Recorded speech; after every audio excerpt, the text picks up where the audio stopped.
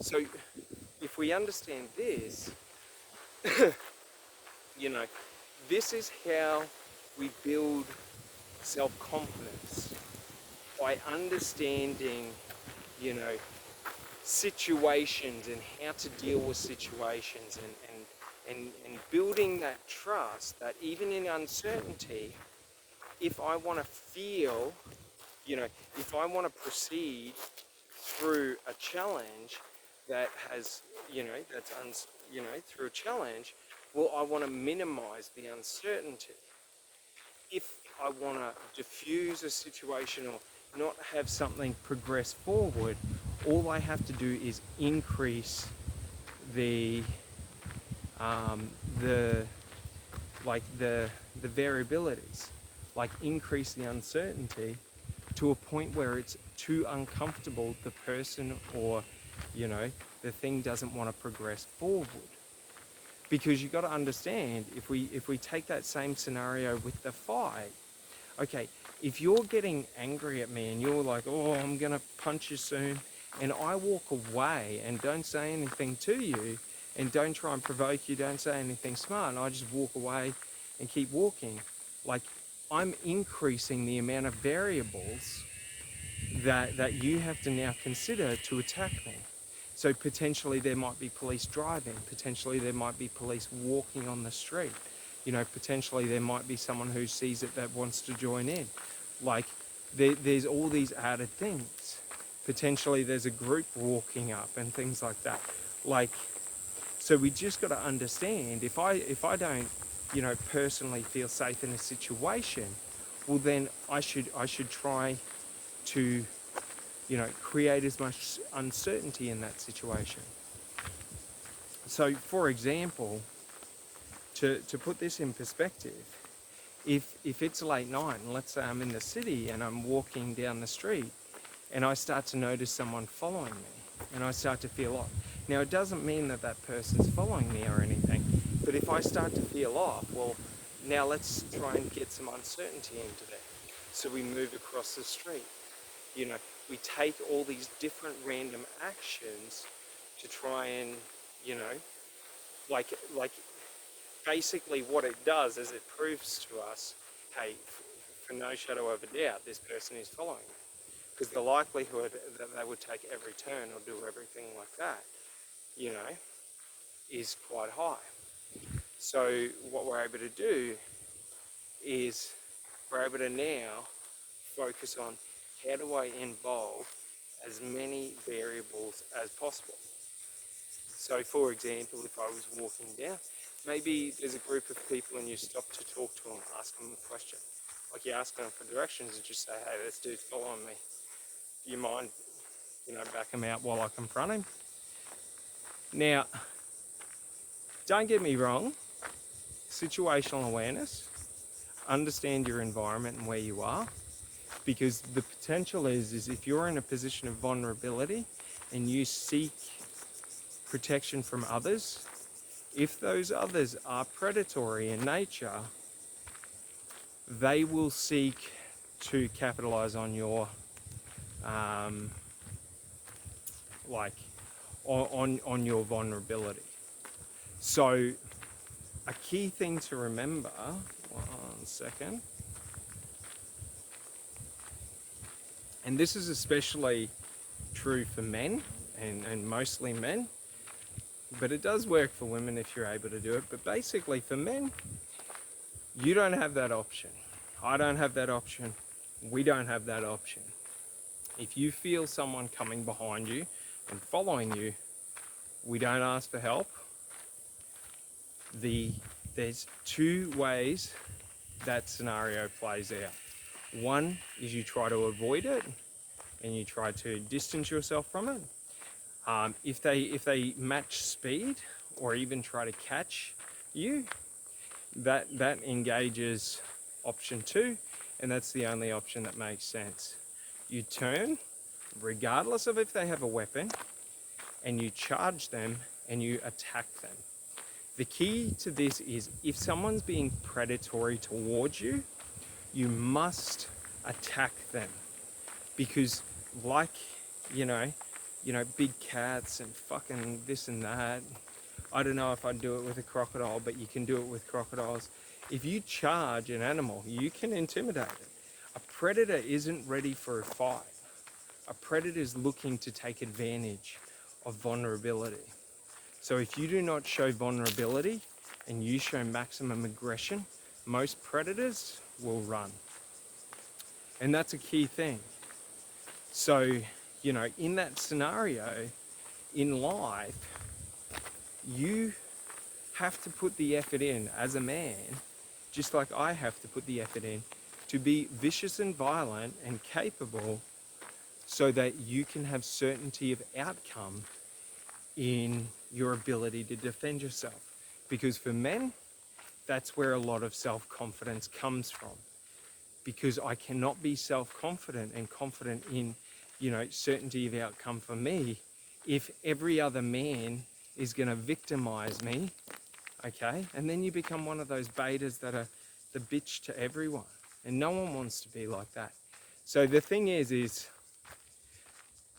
like, and in my life, like, I don't experience violence on a, like these days, I don't experience violence. Because people don't, like, if I'm in one of those situations, like, the person who attacks me, I will thank them profusely before caving their head through a pavement. Like, the thing is like, if they make the mistake to misconstrue my energy for weakness, that is their mistake. So that's the thing, is how I portray myself is very rigid and aggressive. Now, so many men are like they're so confused, or so fucking confused. They think that you poke your chest out to be aggressive and show yourself. No, you pull your shoulders back and you prime for an attack and you tighten your chest like you're gonna rip something apart. That is aggression. So when someone looks at you like they're a predator and they're gonna victimize you, you pull your shoulders back, you roll them back, and you hold, and you look at them, and you say, should you come at me, seek Valhalla. And that'll just fuck with their head. Because if we understand, you add a little bit of psychological warfare into it. So what we want to do is we want to say random aggressive things, but we also want to use variations in tonalities. And pretty much my whole thing is I usually just say, prepare to defend yourself, I'm gonna fucking kill you. Because if I'm running at you screaming that, like, not many people want to stick around and see if I can back up my claim. So the thing is by going to maximum aggression, I've never had to really worry too much. You know, earlier on when I didn't understand how to defend myself and I didn't understand, you know, psychology and understand, you know, fighting and combat, you know, I used to, you know, not want to basically, you know, offend or upset that person. So I would stay in that situation. Now, I just say to them, are we fucking or fighting? Because if we're not fighting, I'm going to start fucking you, mate. And then, you know, because there's no point sitting there yapping. That's so funny. When I was down on the sunny coast, like, people reckon there was fights. All I saw was people mouthing off to each other. So many times, and I'm just like, are we throwing down? Like, I don't want to hit you if you're just talking to me. I'd feel bad. So, like, you know, but don't get me wrong, like, I don't go out seeking violence.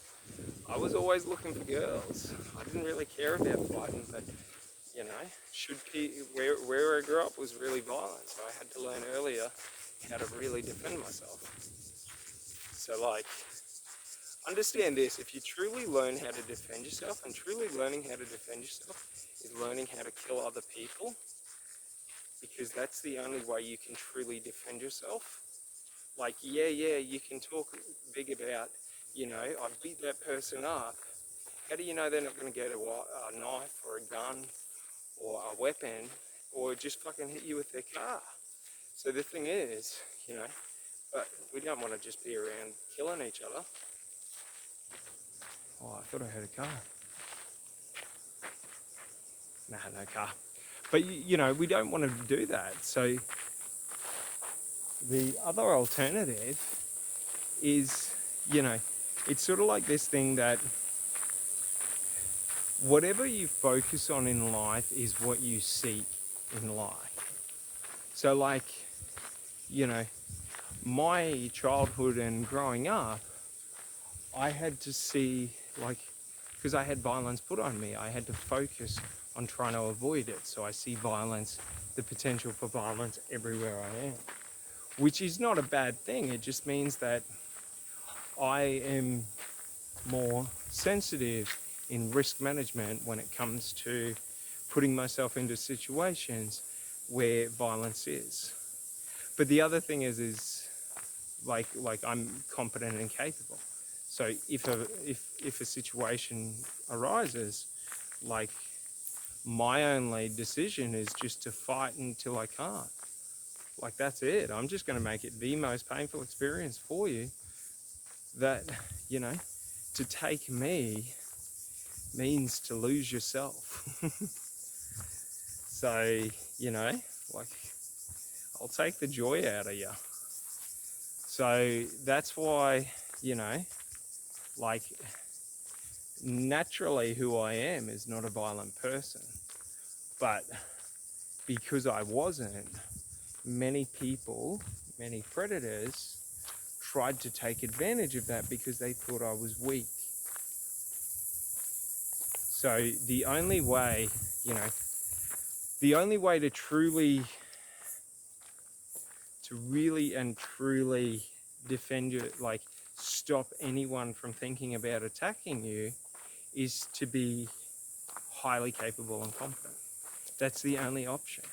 You can be aggressive, you can have big muscles, you know, you can puff it out, show it, you can have guns, weapons, but the only way to truly intimidate predators is if you're capable and competent, because they understand and know, regardless of the situation, you will remain lucid and focused on, you know, doing what you need to do. And you have the capability to do anything. That's the thing. That's why, like, when we think of like masculinity and like, you know, the toughest men out there, like a lot of guys will think of like, you know, like your country cowboys, like those old, you know, the old like dudes that wrestle bulls, you know, the dudes that have been kicked in the face that many times by bulls. They don't give a fuck. Like whatever happens, happens. Like I'll always tell you this. This is one of my things in life, because I used to work in bars and things like that, and I'd always have to assess people if they were going to be dangerous on the piss. So if you smile at me and I see that all your front teeth are missing, I am not going to provoke you, because I understand you don't mind getting hit in the face. You don't mind punching on. And to this day, that judgment has never been wrong. Those are the dudes that, you know, if someone says something disrespectful to them or their girlfriend, they'll just fucking throw down. They'll just start punching. So, like, yeah. But it's this idea of masculinity as being, you know, like true masculinity. Not what women think is masculine, but what men think is masculine. Is that grit. It's that willingness. You know, oh, I can't get through there, it's all water. But it's that grit, it's that willingness. You know, that willingness to do or endure anything or deal with anything. And that's what, like, not to say that, like, so many of us, like, especially us men, so many of us have it still. But it's like we get made to feel like it's stupid, or like it's, you know, weakness, or it's toxic. And it's like, it's not toxic to be able to like fix a car. That's not toxic. Like, it's not toxic to be capable and competent. It's toxic if I then go out and use that knowledge of how to fix a car to manipulate girls and try and find girls in vulnerable spots. Like, every true man knows, like, there's rules to all the strength and capability that you get. And should you go against those rules, other men will take notice. And they will, you know, either you know, block you out from the social circle, or they will deal with you. How men deal with you, by having a talk and then a fight, and then having it dealt with. So, like, the thing is, you know, like, for example, like, I don't consider myself tough, or you know, I just know in any situation I have the highest probability of likelihood if I just put all the chips on me and say, fuck it, whatever happens, I'm all in. And I'm willing to go through whatever it takes. Like, if I'm willing to do that in every situation, like, you know, that doesn't make me tough. What makes me tough is when someone tries to stand over me, I feel a need to not move. I feel a need to stand there and not give a ground and only move forward. When people provoke me, I only move forward. And that's the thing.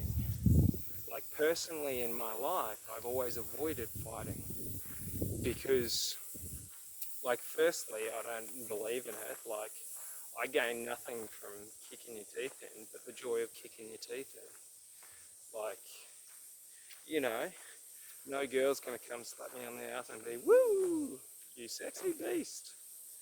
You know what I mean?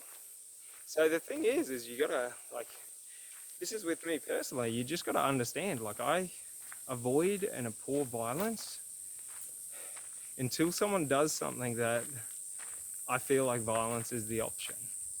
And then I agree with violence. So the thing is if someone disrespects me, I explain to them, you have one or two choices. You can apologize and we go back to being respectful, or I can skull drag you outside and put your teeth through the pavement. And the thing that many of them don't understand, but they learn, you know, because they all apologize, but the thing they learn is, I'm not joking.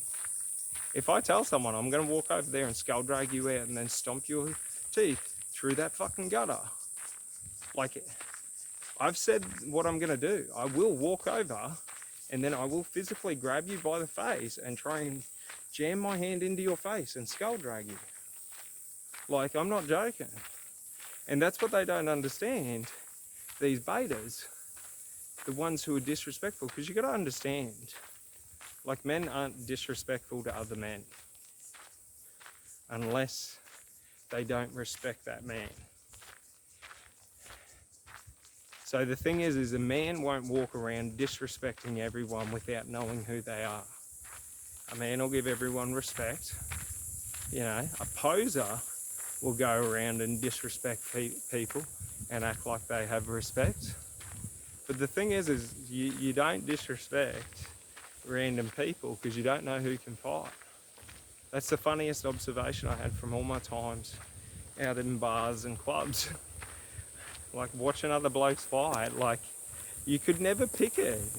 And it was usually, you know, in some cases the small dudes got fucking obliterated. But in other cases, like, the small dudes would fuck you up. Because they just didn't give a fuck and they just would hit for maximum, you know, with maximum force. Whereas the bigger bloke would be taking it easy, thinking that he had it.